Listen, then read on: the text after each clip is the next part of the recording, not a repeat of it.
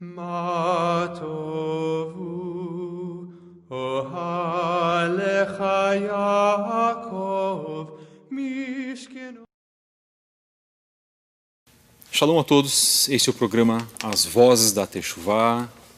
Eu sou o Moré Fábio Pires e estamos realizando hoje o programa número 1. Nós tivemos a nossa apresentação no programa 0, falamos um pouquinho sobre os nossos objetivos e falamos um pouco daquilo que é a Techuvá em nosso país. Expusemos essa realidade e de que dentro de um contexto profético tudo está se realizando. Estamos vivendo bem embaixo de nossos olhos, hoje, atualmente, a vinda próspera de Mashiach e Yeshua para esta terra. Louvamos ao Eterno por tudo aquilo que Ele tem feito. E agradecemos a todos aqueles que já estão acompanhando esta gravação e acompanhando, na verdade, esse programa que está indo para o YouTube e será espalhado para outros meios, como redes sociais, incluindo Facebook, WhatsApp e outros. No programa de hoje vamos falar um pouquinho sobre a mentalidade greco-romana versus a mentalidade hebraica. O que nós devemos salientar, e vamos deixar isso muito bem consolidado, é de que o livro que nós lemos, chamado de Bíblia, já um nome grego, ele traz todo um contexto hebraico de pensamento, seja um contexto dado pelo Eterno em nível social, em nível geográfico e em nível profético, mas o livro que nós lemos, as chamadas Escrituras, Tanar, que envolve a Torá, os livros dos profetas maiores, os livros dos profetas menores, Tehilim, Salmos, é verdadeiramente uma construção semítica, uma construção hebraica. Inclusive, dentro da chamada Brit Hadashah, que nós consideramos também como de grande importância, pois lá contém o legado de Yeshua HaMashiach, foi escrita, redigida por homens zelosos da Torá da nação de Israel. Nós precisamos agora estabelecer o padrão de pensamento hebraico versus aquilo que nos foi ensinado anteriormente para quem fazia parte do sistema cristão, do qual eu chamo de católico protestante, saber que tudo aquilo que aprendemos esteve dentro de um contexto chamado helenístico, um contexto grego, e que este contexto alterou profundamente a essência, a origem do pensamento do qual o Eterno constituiu a nação de Israel para que ela fosse luz para as demais nações. O nosso espelho é a nação de Israel. O nosso espelho está marcado desde os grandes personagens das Escrituras, pré e pós-dilúvio, chamado no hebraico de Mabul, e trazer este contexto de volta para as nossas vidas. Isso também faz parte da Techuvá. Entender as Escrituras num contexto hebraico, no seu contexto original, faz parte do que nós verdadeiramente estamos perseguindo. Vamos então deixar de lado os conceitos teológicos que foram misturados principalmente com a Brit Hadashah, que ressaltamos e enfatizamos, foi escrita por homens zelosos da Torá, por judeus zelosos da Torá. Mas que num determinado momento, com o advento do cristianismo católico pelo imperador Flávio Constantinos e antes pelos chamados pais da igreja, homens como Tertuliano, Crisóstomo, Inácio de Antioquia, essas pessoas contaminaram o legado original, essencial da Brit Hadashah, da chamada Aliança Renovada, com o pensamento grego e, por consequência, o pensamento greco-romano. Portanto, ensinar teologia hoje, dentro das chamadas igrejas cristãs, passa invariavelmente pelo ensino filosófico, platônico ou socrático de Platão e de Sócrates, comparando a Brit Hadashah a esse tipo de pensamento. Erra, na verdade, o cristianismo quando faz isso, porque ele corta a raiz, a essência, o pensamento hebraico, principalmente da Brit Hadashah. No programa de hoje vamos falar um pouco sobre as diferenças entre a mentalidade hebraica essencial, original, dada pelo Eterno, na formação da nação de Israel, versus aquilo que nós chamamos de mentalidade greco-romana. Acompanhem e esperamos verdadeiramente que vocês possam aproveitar esse estudo. Shalom a todos. Vamos então para o nosso trabalho, a exposição de um texto de Brian Knowles, pesquisador Brian Knowles, parte 1, falando sobre a mentalidade greco-romana versus a mentalidade hebraica. A Bíblia, no original, ela é, humanamente falando, um produto da mente hebraica. A primeira manifestação original do que hoje conhecemos e chamamos de igreja foi também uma expressão da mente hebraica. Em algum ponto na história eclesiástica, alguém abandonou o projeto inicial dentro do contexto hebraico comum nos dias de Yeshua e o substituiu por um projeto não hebraico. Precisamente um projeto greco-romano. Como resultado, o que foi constituído desde então tornou-se uma caricatura do que se pretendia ser realizado. Bom, em muitos aspectos tornou-se algo antagônico aos milênios de história e que foi herdado durante a tradição hebraica por gerações anteriores. Nós vamos analisar algumas das diferenças fundamentais na mentalidade dos hebreus dos tempos bíblicos, em contraste com a forma helenística greco-romana de pensar que deu surgimento à maior parte da chamada teologia cristã.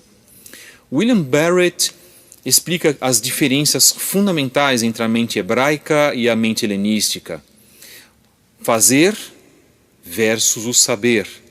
A parte prática da mentalidade hebraica versus a parte mais intelectual, que estima a oratória, o conhecimento e o saber do que nós chamamos de cultura helenística, isto é, que se refere à Grécia Antiga e que foi, na verdade, aliada a Roma. Roma seria uma cópia da Grécia Antiga.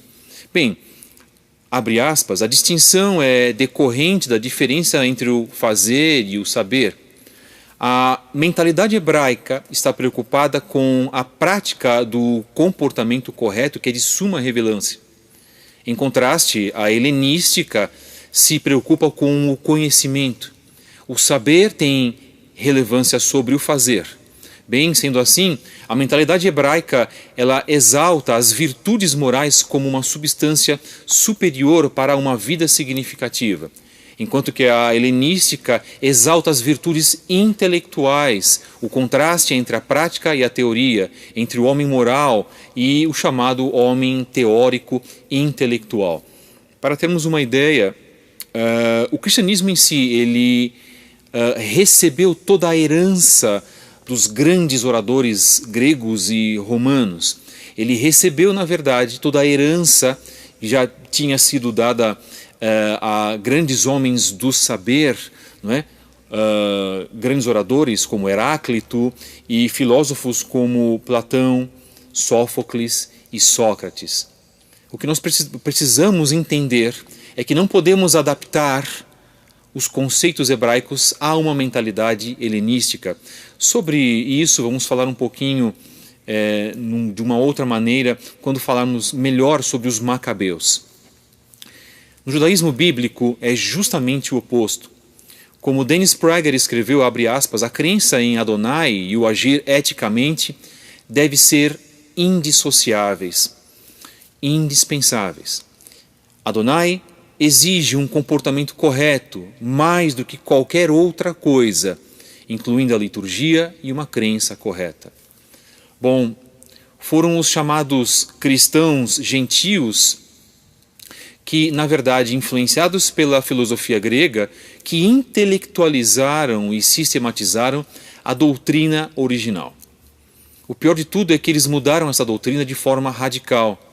Os hebreus dos dias de Yeshua e logo a seguir a era chamada Era Apostólica dos Talmidim, em hebraico, dos seguidores de Yeshua, não tinham uma teologia formal sistematizada. Eles não foram, meus queridos, para escolas de teologia, pois essas não existiam. Eles eram israelitas, na sua maioria judeus. Essa chamada congregação primitiva não tinha hierarquia arraigada ou magistério por meio do qual toda a doutrina tinha de ser filtrada e aprovada. Tudo para eles era de costume de ser passado de acordo com o ambiente que eles cresceram. Para eles não havia uma dissociação daquilo que eles aprenderam com Yeshua principalmente, daquilo que aprenderam e cumpriam através da Torá e daquilo que ia ser passado para os próximos discípulos. O que os apóstolos ensinavam sobre um determinado assunto era aprendido diretamente de Yeshua, aprendido com as tradições orais e experiências coletivas do povo judeu. Eles determinavam a halahá, isto é, como andar, e diretamente das interpretações dos mestres em suas comunidades. À medida que as circunstâncias mudavam, eles recorriam à interpretação da Torá e determinavam a ação a ser tomada, a mesma halahá, também conhecida como lei oral. Nós podemos ver isso no texto de Matitiahu, Mateus 18, verso 18. O texto já do chamado Atos dos Emissários, ou como queiram, Atos dos Apóstolos, capítulo 15, fornece um relato de como, no mínimo, um ensinamento sobre requisitos para crentes gentios foi formada por volta do ano 50 depois da morte de Mashiach. Observe a natureza participativa da discussão, isto é, todos os membros da congregação participavam.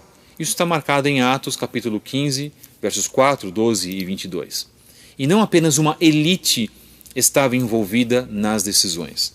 Se nós tomarmos por base o momento religioso que vivia a igreja, já de uma certa maneira formada, na época de Flávio Constantino, nós estamos falando do século IV, muito tempo depois da morte de Yeshua e dos Talmidim e dos apóstolos, nós vamos observar que aquele sistema começou a tomar um corpo, começou a tomar força, por base nas hierarquias, tendo o próprio Constantino, Flávio Constantinos, como o líder maior, ele que se tornou depois um homem mais religioso no final da sua vida, depois de ter, na verdade, conquistado e unido todo o Império Romano, e depois de ter matado algumas pessoas, alguns líderes, alguns co-imperadores, inclusive o seu filho, por uma traição de sua esposa, uma traição, na verdade, de confiança, vamos colocar assim, este homem baseou o que nós conhecemos hoje como a Igreja Católica Apostólica Romana.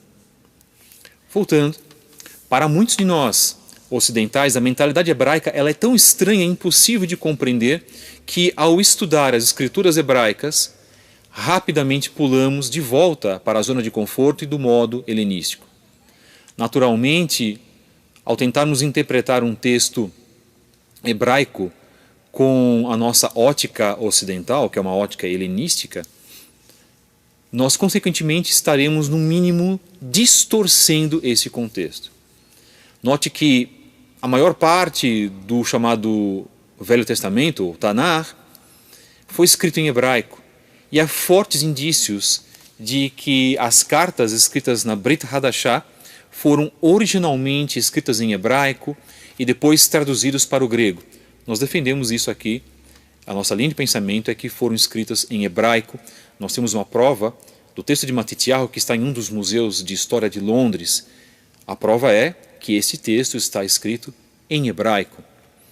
Bom, de qualquer forma, todos os livros da Brit Hadashah foram escritos por judeus. Portanto, foram escritos por pessoas que pensavam de uma forma hebraica, apesar de terem usado uma outra língua, o grego. Por exemplo, em termos de tempos proféticos, aqui novamente mostramos o conceito helenístico de tempo: início, meio e fim, que são pontos de uma trajetória linear. Nós queremos saber a sequência, isto é, a ordem sequencial de quando o Eterno vai agir. Nós criamos um cronograma que é pré-ordenado de acontecimentos, e nós, na verdade, queremos eliminar os eventos do nosso calendário profético, à medida que eles vão acontecendo. Essa mentalidade é uma mentalidade intrusa, alienígena para a mentalidade hebraica, original, essencial. Porque para ela não interessa a sequência exata dos acontecimentos.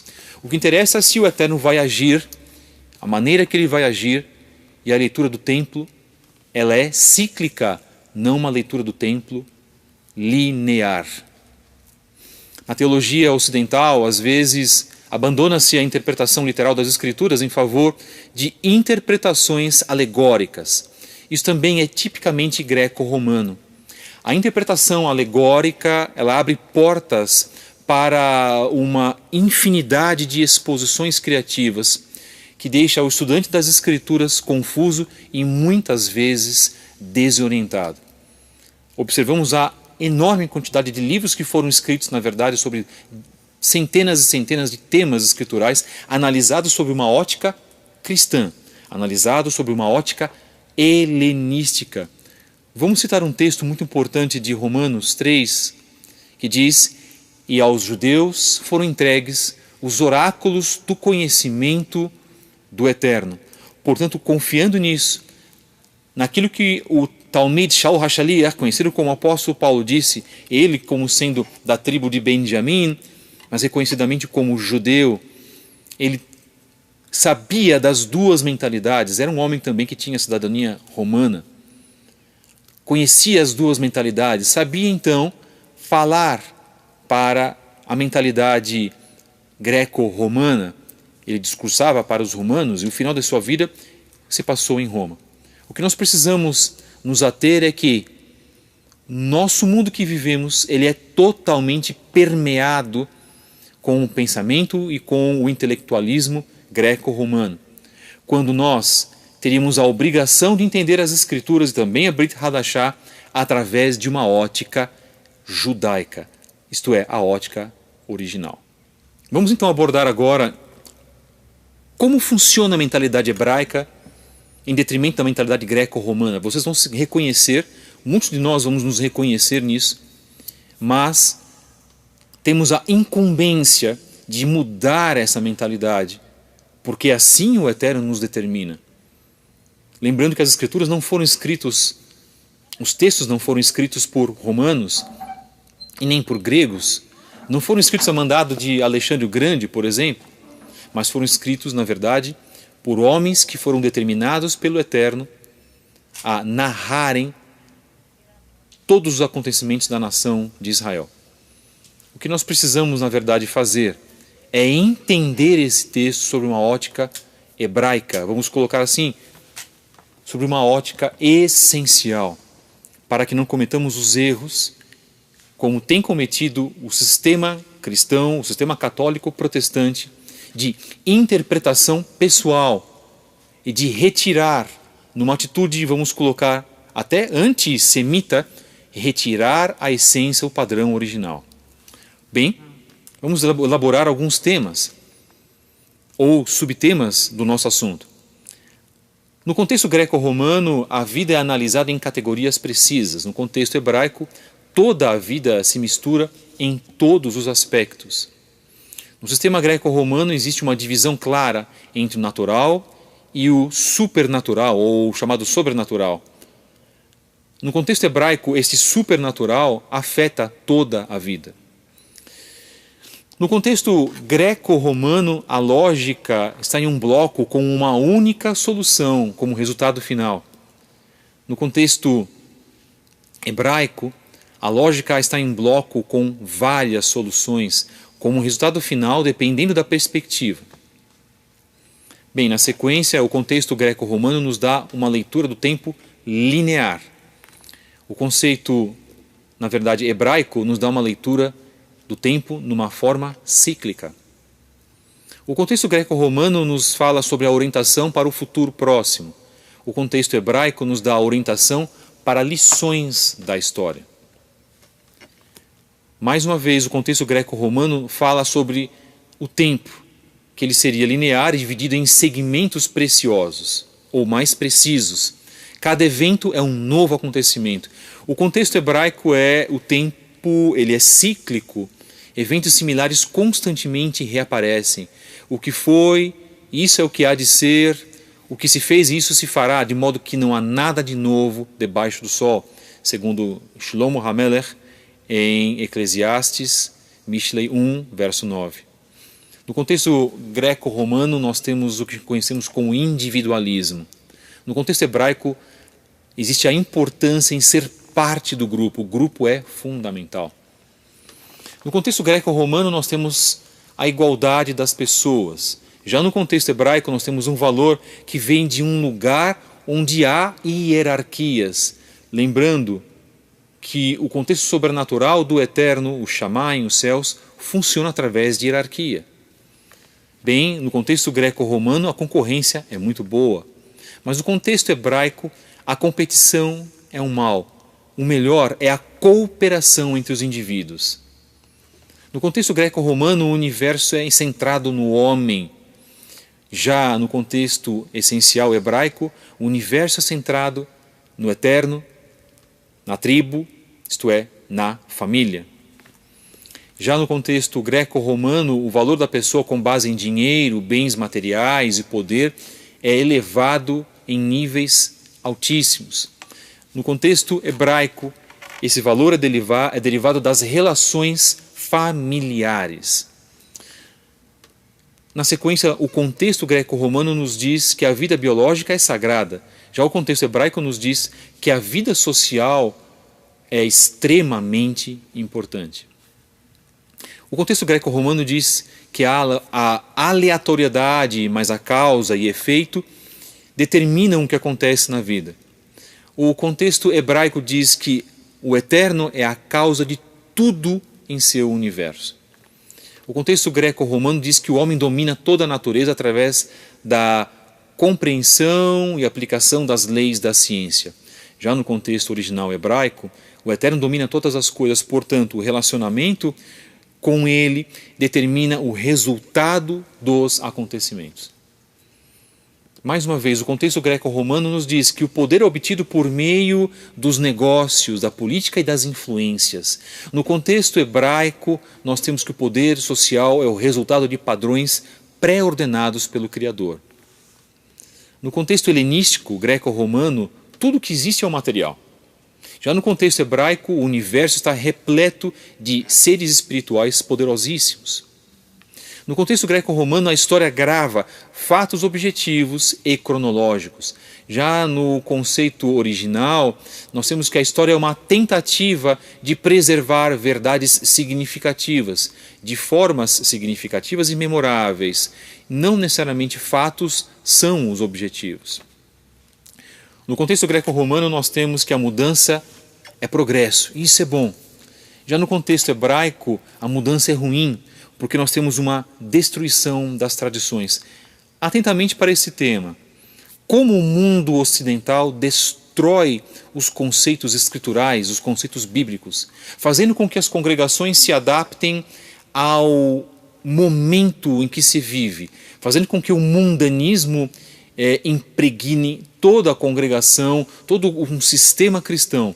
Já no que nós conhecemos como judaísmo, as tradições são indispensáveis para a fé daquele que serve ao Eterno. Bom, no conceito greco-romano, o universo evoluiu pelo acaso. Já no contexto hebraico, o universo fora criado pelo Eterno, Criador de todas as coisas, bendito seja Ele. No contexto greco-romano, o universo é dominado e controlado pela ciência e pela tecnologia. Já no contexto original hebraico, o Eterno Deus deu ao homem domínio sobre a sua criação, mas haverá prestação de contas a ele. O contexto greco-romano também nos diz que os bens materiais são a medida da realização pessoal. Já no contexto hebraico, os bens materiais são as bênçãos do Eterno para serem compartilhados com os outros, para serem compartilhados com o próximo. No contexto greco-romano, a emuná, a fé, é cega. Já no contexto hebraico, a fé é baseada no conhecimento. Existe uma experiência pessoal e uma experiência em grupo. No contexto greco-romano, o tempo, na verdade, ele passa como pontos em uma linha reta. Como dizemos, início, meio e fim, ele é linear. Bem, nessa sequência, na parte 3, ao abordarmos as escrituras hebraicas com a nossa mente greco-romana, que é altamente científica, sem a devida consideração, na verdade, podemos produzir distorções exegéticas até grotescas. A exegese é a análise dos textos escriturais segundo foram feitos em suas devidas épocas. Bom, ao tentar entender a cultura hebraica dos dias bíblicos, assim como aqueles que viviam nesse tempo, nós vamos experimentar um choque cultural devido à diferença cultural, a diferença da cultura daquele povo e sua visão do mundo. Bom, padrões de pensamento também entram nessa categoria, eram bastante distintos dos nossos padrões, seus valores e percepções eram radicalmente diferentes. A Bíblia ela foi escrita, na verdade, em uma era pré-científica. A língua hebraica em si é bastante diferente do nosso. Em muitos aspectos, infelizmente, muito foi perdido na tradução. O nosso legado léxico que herdamos do latim é muitíssimo diferente do legado léxico, do vocabulário da língua hebraica. Para podermos ter uma ideia, no hebraico, muitas vezes uma palavra tem mais de um significado e temos um significado literal e também temos um significado espiritual. Quando estudamos as Escrituras ou quando consideramos a natureza do início da chamada Brit Hadashah, ou Novo Testamento, na comunidade messiânica, temos de levar em conta as diferenças entre o pensamento hebraico e o pensamento helenístico. Isso é muito importante ser ressaltado. Intelectualmente nós somos gregos e não hebreus. Nós aplicamos um raciocínio baseado nas teorias de Aristóteles e Sócrates em quase tudo o que analisamos. Mesmo não tendo consciência devido ao método de ensino, na verdade que fomos submetidos toda a nossa vida através da cultura em que vivemos. É extremamente difícil se desvincular, retirar-nos desses padrões e entrar, na verdade, numa mentalidade hebraica. Temos uma certa insistência em analisar tudo de nossas vidas por padrões lógicos consistentes, sistematizar esses padrões, organizar esses padrões em teologias, em cursos teológicos nas congregações cristãs. Bom, não conseguimos conviver com a chamada inconsistência ou contradição de uma maneira confortável. O eterno em si, ou o que nós chamamos de a divindade em si, ela tem que ser bem definida e bem estruturada, porque rejeitamos a ideia hebraica de que o eterno é simplesmente inefável e que o seu livro não se encaixa em nossa sistematização. É a velha história de se colocar o Criador dentro de uma caixa e tentar explicá-lo através de padrões helenísticos ou padrões cristãos, a sua essência e a sua forma de atuação. Bom, enfim, como disse o escritor Abraham Heschel, ele escreveu, abre aspas, ao tentar sistematizar a fé, no caso a Bíblia, que é cheia de vida, drama e tensão, uma série de princípios, na verdade, seriam como a tentar reduzir uma pessoa viva a um diagrama. Bom, essa citação está numa obra muito importante de Heschel, chamado Deus em Busca do Homem, na página 26. A mente ocidental, na verdade, ela, quando procura compreender as Escrituras, ela faz com que o significado seja um tanto quanto cristão. Nós precisamos nos retirar disso. Repetindo, em Romanos, capítulo 3, aos judeus foram dados os oráculos do conhecimento do Eterno. Estes mesmos oráculos que permearam na antiguidade a nação de Israel, fizeram com que o povo judeu entendesse, compreendesse melhor o Elohim de Israel e das nações. Incansavelmente, tentamos organizar tudo em blocos gerenciáveis e estruturas intelectuais. Queremos que todas as perguntas sejam respondidas, todos os problemas sejam resolvidos e todas as contradições aparentemente sejam sanadas. Bom, em nossa busca incessante de transformar as Escrituras num livro sistematizado de respostas teológicas sobre o eterno, acabamos distorcendo o seu conteúdo. Procuramos entender o incompreensível, que é o próprio eterno. Tentamos transformar o abstrato em concreto, mas, abre aspas, para a mente judaica, o entendimento do eterno, na verdade, não é alcançado referindo-se a ele dentro de um modo grego de qualidades intemporais. No caso, qualidades essas de um ser supremo, ou ideias de bondade e perfeição, mas sim experimentando o seu cuidado, tendo experiências com o eterno, da mesma maneira que os profetas tiveram essas experiências no passado.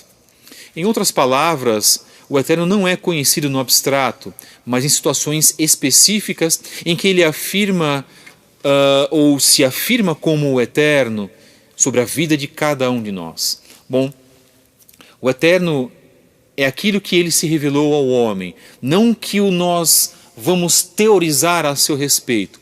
Vemos, no caso, a sua interação com o povo de Israel por milhares de anos, baseado em experiências tangíveis em níveis individuais. É exatamente aquilo que as Escrituras retratam de experiências do homem, da criação máxima para com o seu Criador. Vimos isso no período pré-diluviano e vimos tantas histórias no período pós-diluviano.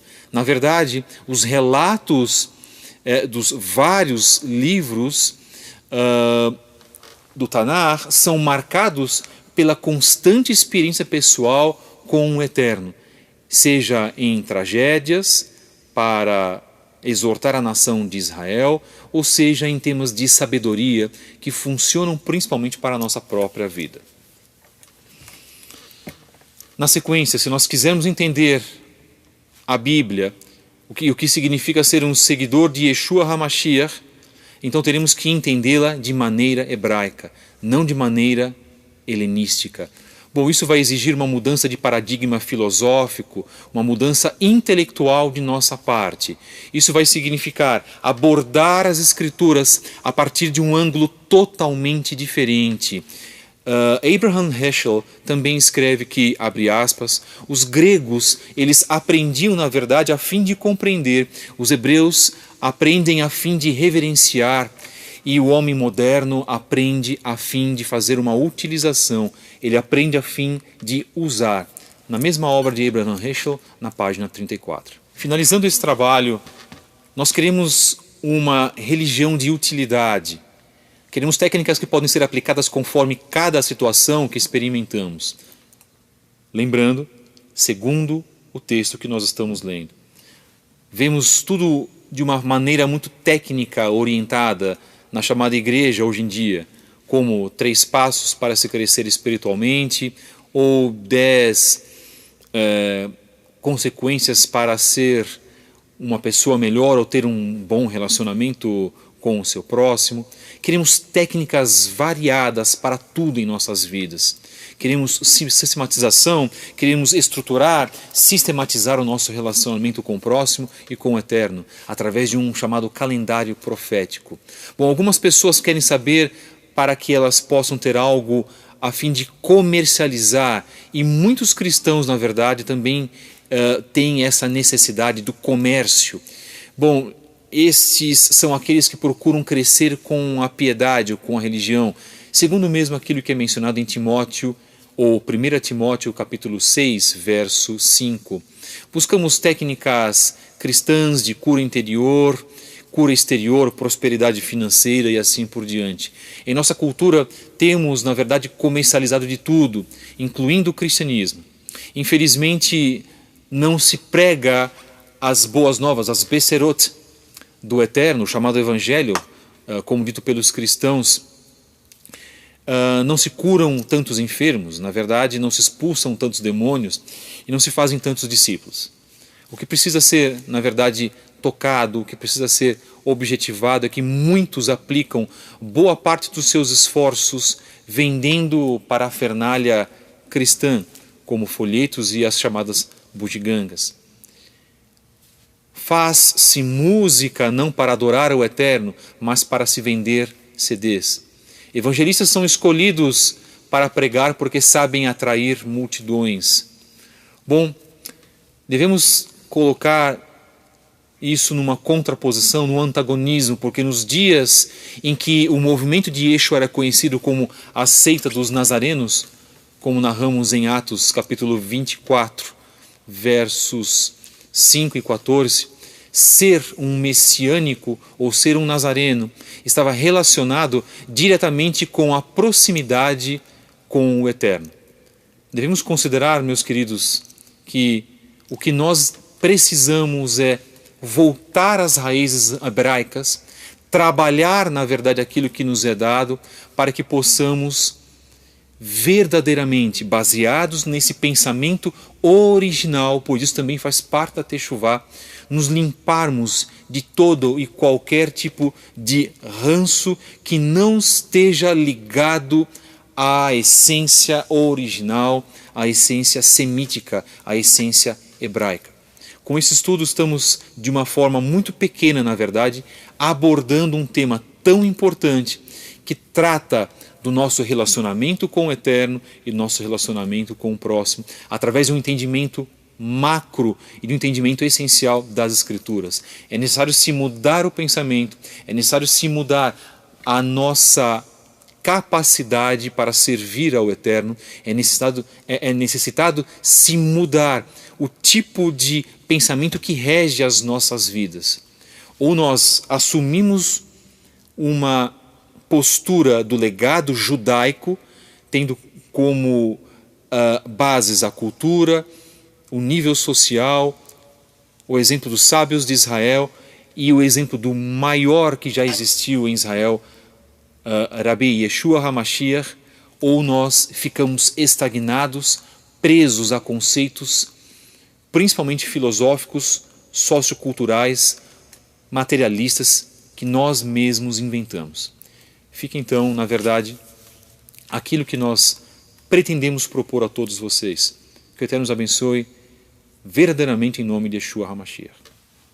O programa 1 de As Vozes da Teshuvá quer verdadeiramente honrar aqueles que contribuem para a Teshuvá em nosso país.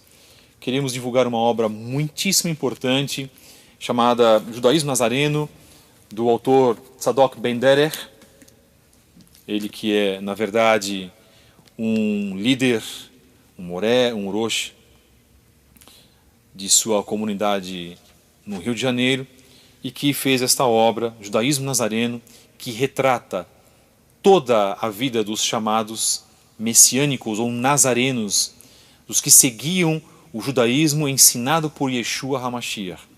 Nós recomendamos que, através do Facebook, na verdade, se comunicando com o Tzadok Ben Derech, que vocês possam adquirir esta obra, pois além de um contexto social, num contexto cultural, ela tem um contexto espiritual muito precioso para as nossas vidas. Falando também da Bíblia de David Stern, a Bíblia Judaica Completa. O Dr. David Stern passou muitos e muitos anos, foram mais de 25 anos na sua vida, desde os anos 70, para adaptar, em primeiro lugar, a Brit Hadashah, o Novo Testamento judaico, e, consequentemente, adaptar a Bíblia Judaica completa. Na verdade, esta é uma das Bíblias mais utilizadas em todo o mundo, dentro do meio do judaísmo messiânico, dentro do meio do judaísmo nazareno, e certamente ela traz as correções e retira as imperfeições que foram colocadas pelas versões mais conhecidas que nós temos no Brasil, ou na Espanha, ou na França, por exemplo, e traz, na verdade, um vocabulário voltado para o hebraico, e certamente essa Bíblia vai ajudar a todos vocês a entenderem melhor o que nós colocamos agora em nosso estudo no programa 1 de As Vozes da Teshuvá. Bem, esse é o final do nosso programa e sabemos que em cada série desse nosso estudo, bendito seja o Eterno, Baruch Hashem por isso, traremos um leque de informações muitíssimo importante para vossas vidas. Eu sou Moré Fábio Pires, agradeço a colaboração de todos que estão envolvidos nesse projeto, principalmente nosso irmão Francisco Yosef, que tem nos ajudado na gravação, na parte de áudio e vídeo desse trabalho. Espero que vocês gostem. Deem um like de vocês também, por favor, e disseminem, falem sobre esse trabalho para outras pessoas, sejam irmãos nossos cristãos ou sejam também irmãos nossos judeus de todas as vertentes. Shalom Aleichem, paz convosco e que o Eterno nos abençoe e até o próximo programa em nome de Yeshua HaMashiach. Ma tovu ohalecha Yaakov